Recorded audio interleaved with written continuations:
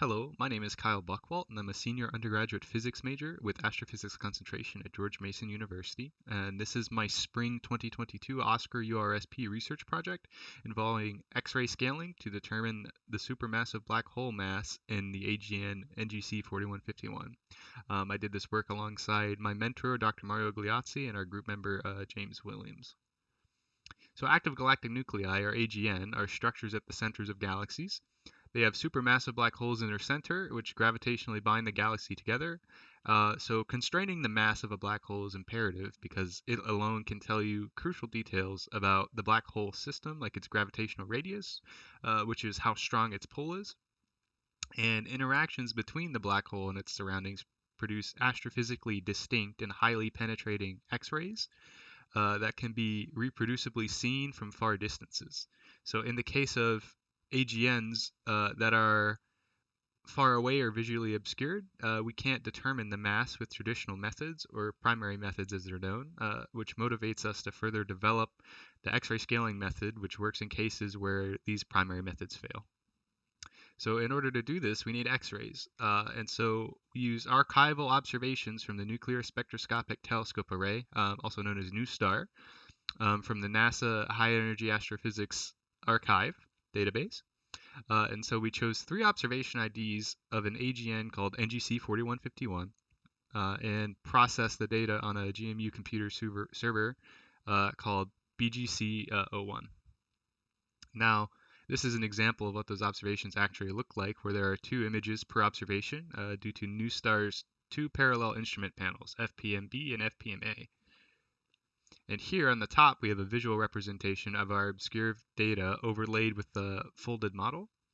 So here in the higher energies, you can see that the model line is so close to the data that it is entirely consumed by the data points. And so below, we have another representation of how close our model and data are, and commensurately large errors in the upper energy regime, due to the high energy photons intrinsically larger propagated errors. And so the tighter that these points are to a ratio of 1, the better our model performed.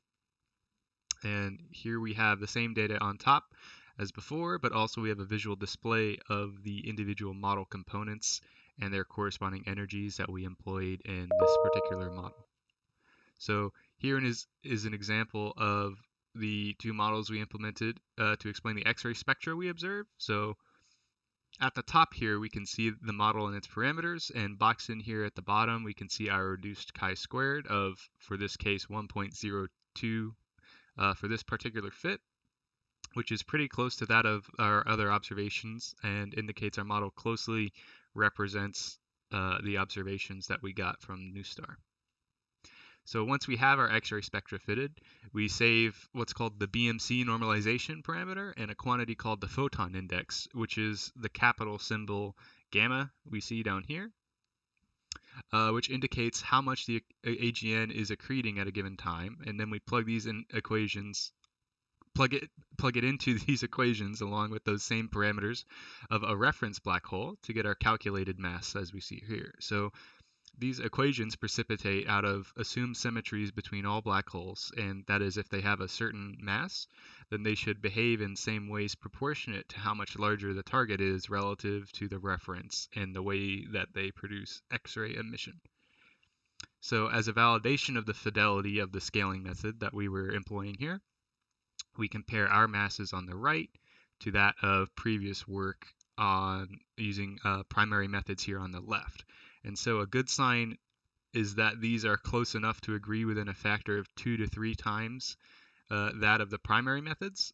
And so this shows that our method is in general agreement with prior calculations for this particular target. So of course I would like to again thank my mentor, Dr. Mario Gliozzi, and our group member, James Williams, who was instrumental in some code troubleshooting with Linux.